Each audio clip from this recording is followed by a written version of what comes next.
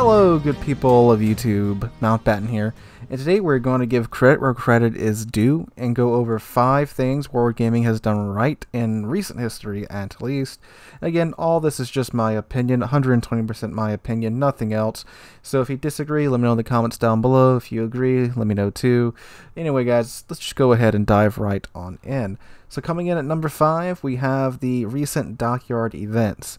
So the main issue with the original Dockyard event for the ship that shall not be named was that when people got an early peek at it on the test servers and when CCs got, which I am not a CC by the way, when they got their hands on it and was showing it out to the public in early development stages, the objectives were a little challenging but nothing too severe. But when the full Dockyard came out, WarGaming obviously ranked up the difficulty of the directives, which makes sense. Everything on the test server is sped up, so people who aren't used to the test server more than likely saw the directives as challenging but nothing impossible, and that alone would have been a big hoopla right there. But throughout the event, it just kept getting worse and worse and worse with WarGaming's handling of PR and some statements that they made. It just snowballed into a giant mess, and I still have those videos up on my channel if you want to go back and look at the gloriousness that was the original Dockyard event. However, these recent ones have been pretty good. When it returned with the Odin, the directives were released well in advance of the event going live, and to many people's surprise, they were fairly easy. In the final stage of directives, it got a little bit challenging, but nothing like the original event where you literally had to grind away your Christmas and New Year's holidays just trying to get this tier 10 premium ship. But for the Odin, it was fairly easy to do. I went on vacation for 2 weeks of the Odin event, came back, and just by playing the game normally, I got all the directives for the Odin. And plus, you could get a tier 8 premium ship, the Odin, for just $10 if you did these very easy directives. And it also gave you a tier 6 premium ship halfway through. Granted, it was the Graf Spee, a fairly old premium, but a pretty well-liked premium. It's not amazing, but it's far from terrible. But still, so you got 2 premium ships for $10 if you grinded the directives, which were very easy to do. And if you decided to be a whale and buy the Odin outright, you could go back and then get steel for all the directives, which again, you had to well do that, but hey, they didn't offer anything like that for the original event. And then now the Anchorage event is out, which is also fairly easy. Granted, in my opinion, the rewards aren't as generous as the Odin event, but they're still there. You get a fair amount of coal, free XP, and a bunch of special signal flags and containers for going through the Anchorage event. And this time, if you choose to whale through it, you get Research Bureau points instead of steel, which are less desirable in my opinion at least, but still, you get some pretty good stuff just for playing the game. And again, you only have to buy 2 directives, two building stages, which means you can get the Anchorage, which is a pretty decent tier 8 cruiser, premium cruiser, for $10, including 2 premium camos, which look very cool in my, well, the native one looks very cool. The other one, I think it's just the Baltimore's camo, changed up a little bit. But yeah, these Dockyard events, they're much better than the original. WarGaming clearly learned. They've been very transparent with each event, and plus the animations for building the 2 ships is very detailed and very beautiful in my opinion. So great job there, WarGaming.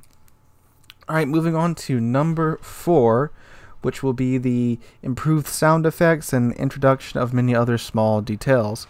Now, the bonk sound effects, which got introduced recently when you get a ricochet on a ship, are absolutely, I don't know, they sound funny yet satisfying. They just sound so good. Sound department's really been hitting it out of the park recently. And plus the Shikishima gun sounds, oh my god, I mean, who doesn't love the Shiki's gun sound effects? It's amazing.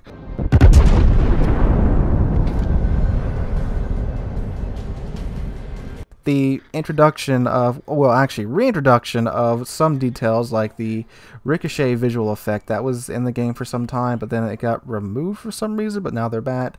AA mounts rotating, those are getting added back in too. And all these little details and sound effects and such, they add immersion to the game. Because obviously if your AA guns aren't rotating, and you know, the ricochets, if they aren't visible and the sound effects aren't there, it kind of takes away from that experience.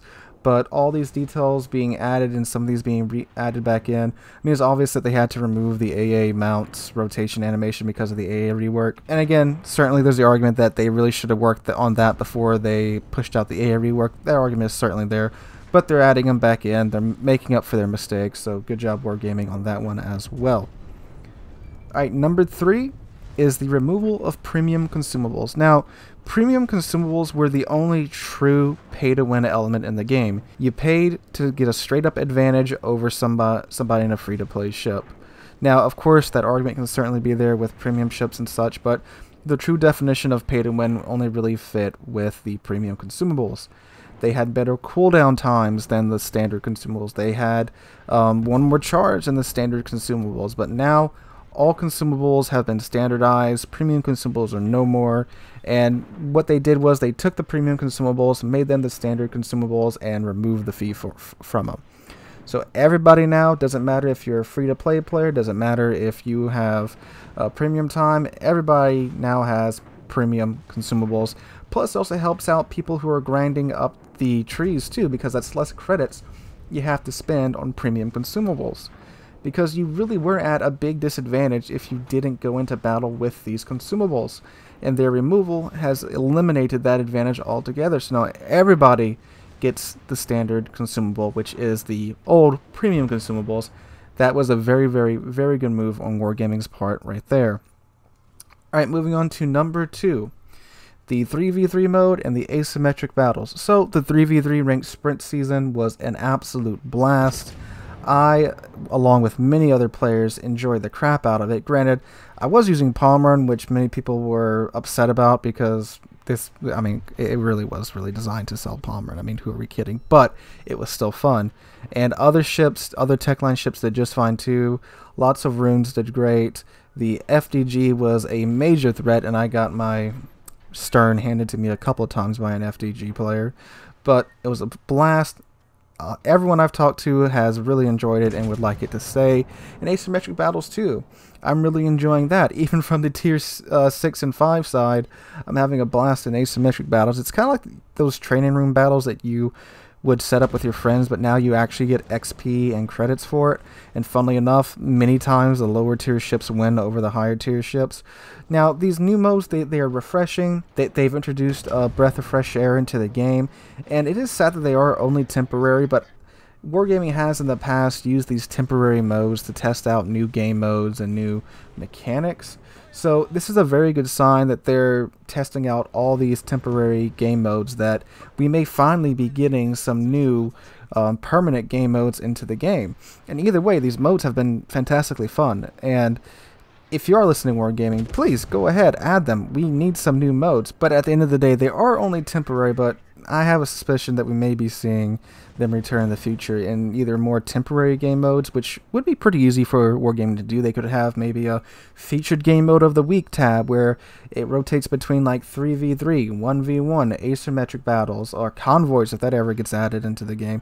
They could easily do that, and that may be what they're doing. It could kind of be like the operation of the week, which that's another story for another time. But anyway, these are fantastic new modes that they are paving the way for new game modes, albeit they are temporary ones, but I've had a blast playing them, and so has most of the people I've talked to. Alright, moving on now to number 1, which is the handling of submarines. Stop typing.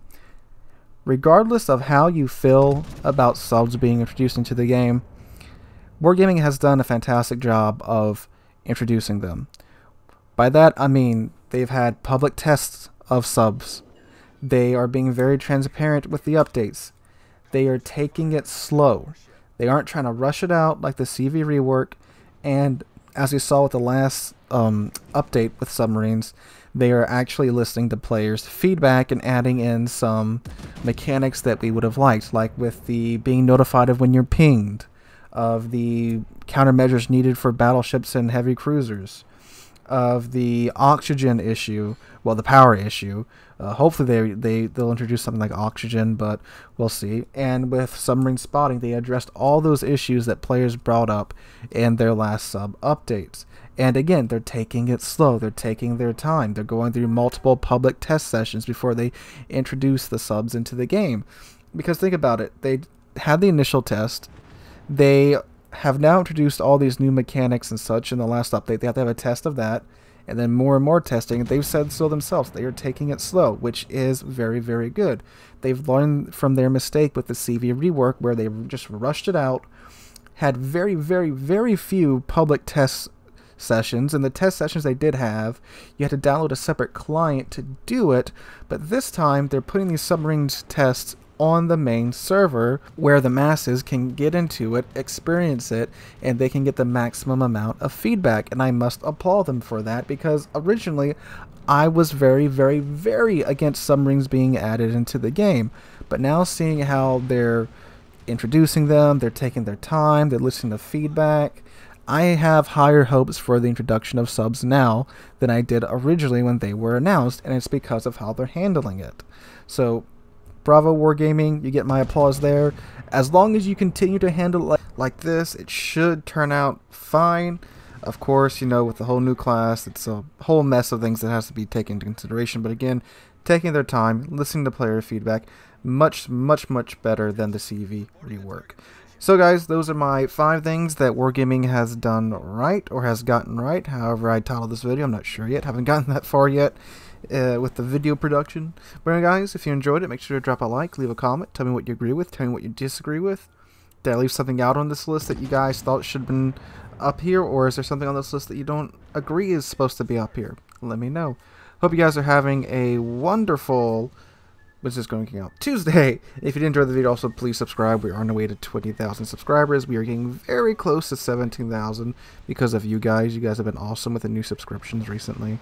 Anyway guys, again, have a wonderful Tuesday, and hope to catch you guys in the next one.